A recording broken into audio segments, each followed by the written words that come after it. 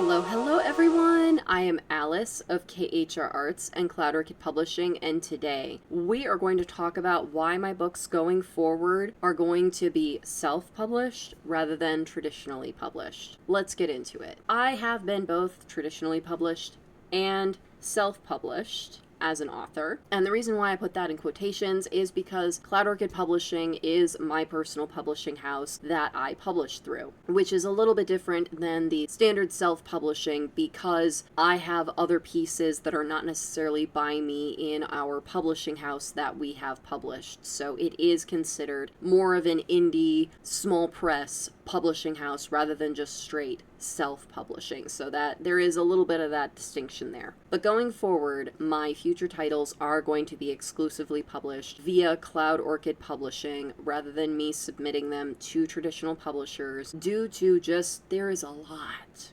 going on in the publishing industry, y'all, for the past few years and rapidly in today's world in April of 2026. So I've talked about in some of my previous videos about the drama that's going on Threads with Ingram raising prices and how that's impacting publishing services, the stuff with draft to digital. I've also talked about in general the raising cost of everything, even stuff outside of the book industry, is still going to impact the book industry because if people have less income, that means people are less likely to buy unnecessary things like books. So all of this works together to influencing what my strategy is going to be, as well as other things that are directly affecting the publishing industry itself. One of the big factors that made me make this decision is that my partner Neil, the literary mercenary, dealt with this really awful issue for the past few years where the traditional publisher that he published his books through died. Like, literally the owner of the publishing company died. And he, owned everything, and they were just kind of like, well, what do we do with this company now? And so then they sold it to another publisher, and that publisher sat on it, and so he was in this just purgatory limbo where he couldn't buy his own books wholesale and couldn't make any online sales because there was no company to be had. The company was just kind of holding his books and other books that were from that original publishing company, and they kind of did nothing with it. And then they eventually sold that off to another publisher, and now that's the publisher he has for those books. And we've been in conversation with seeing if there's any legal recourse we can take to taking his books and transferring them over to my publishing house so that he can have more creative control over his own works, because he's my partner and he knows where I live, so if something happens, he can get access to his own stuff. And that really scared me. That really scared me, y'all, because that is something that never occurred to me. And when I started talking about that, so many authors got freaked out because that had never occurred to them either. That, your publisher can literally die. Your publisher can die, the company can fold for whatever reason, it can just go financially bankrupt, or they just choose to not want to do it anymore. Any list of reasons for that publishing house to just gone, goodbye, just in the blink of an eye, too. It can just happen overnight, and you just find out. They don't even tell you, you just find out. I'm already Captain Control Freak, and don't like giving up control of my creative works, and then learning that I could just legally lose access to my works. No thanks. Absolutely no thank you. That was one of the big factors in me making this decision. A lower priority factor is the fact that over the past few years, especially since the pandemic, because the pandemic is really when we've seen this publishing boom with people choosing to become writers and to put out books, there are now more books being published year after year than there ever has in the entire history of publishing, y'all. It is bananas. Just the absolute skyrocketing increase in published books over the past 6 years. It is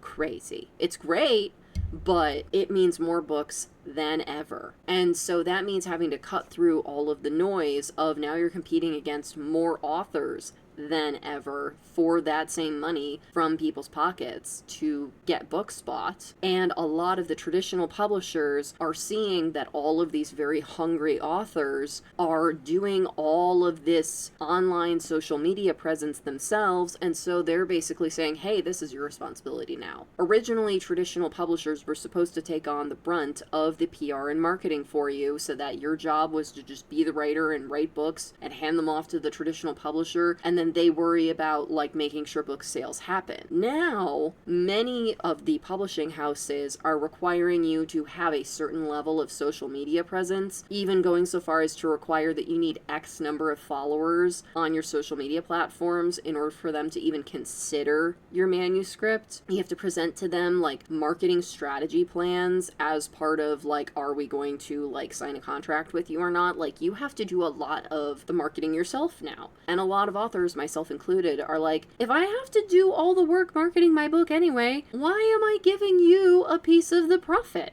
Why? Why would I want to do that? Why am I doing all the work and giving you free money? No thanks. No thanks. And I've told people that it's like, if on the absolute lightning strike lottery win off chance that a big time publisher like Penguin or Random House, decided to knock on my door and be like, hey, we want to publish your novel. That is a totally different level of publishing, y'all. To reach a large publisher like that completely changes the game. I'm talking about like lower level publishers like small indie press and smaller time publishers. That is just not the viable resource that it used to be in the face of everything with social media and self-publishing. Because with big-time publishers like Penguin and Random House, you can't even submit to them. They only go through literary agents. So if you're not professionally represented, or you're not just suddenly overnight a viral sensation and pulling down like hundreds of thousands in book sales, they don't care about you. Like, they are just the 1% of the book industry floating up there in Mount Olympus. And if you somehow get the opportunity to sign with something like that, absolutely jump on that wagon, because holy crap, is that life-changing. Now, for us peasants down here with like the standard traditional publishing, it's really not what it used to be back in the 60s, the 70s, and the 80s, and even the 90s. Like, that world is gone. All of the old guard that talk about, oh, just publish another book, or oh, just focus on your rating, that's because that's how it used to be. In today's world, no. It's all about marketing. It's all about TikTok videos. It's all about putting yourself out there. It is writing is the bottom of the equation now. It is all about social media and marketing. And if you have to do all the song and dance yourself anyway, why are you sharing the profits? And why are you giving up creative control of your works that they could just fold tomorrow, and then your stuff is stuck in limbo forever and you don't have the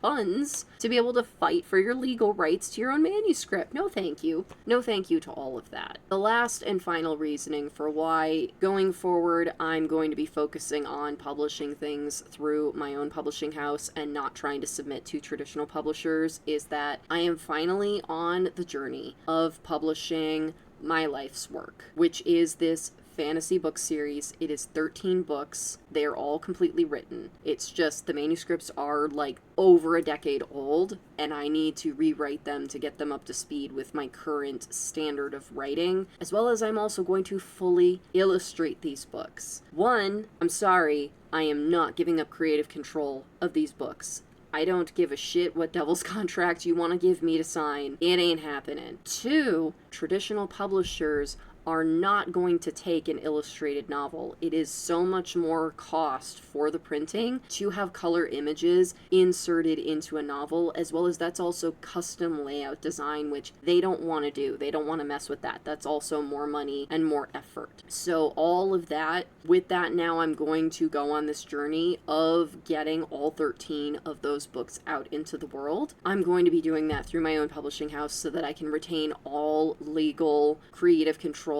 as well as being able to have control over the whole process, as well as that I don't have to answer to anyone, that I can be like, I'm just going to put a whole bunch of pictures in these books and no one can stop me, that I'm going to go out of my way to pay the extra for the custom formatting and layout design for those images to be in those books, that I'm going to do all this extra stuff myself because I would have to do it myself anyway. A traditional publisher isn't going to take that. But even going forward with the romance novels that I want to take, that is such a competitive industry that it is next to impossible to get romance novels published traditionally, because it is such a cutthroat subset of the publishing industry. And not only that, if you're not a big time whoop-de-doo name, they do not care about you and you are not going to get published. And also the fact that the waiting list for that kind of thing, because again, they only publish so many books a year because books are an investment. I don't want to have to wait on their timeline for my books to get published. I'm going to publish books